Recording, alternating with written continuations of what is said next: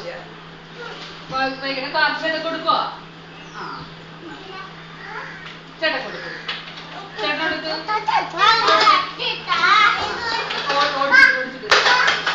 ഈ കാറോട് കേട്ടോ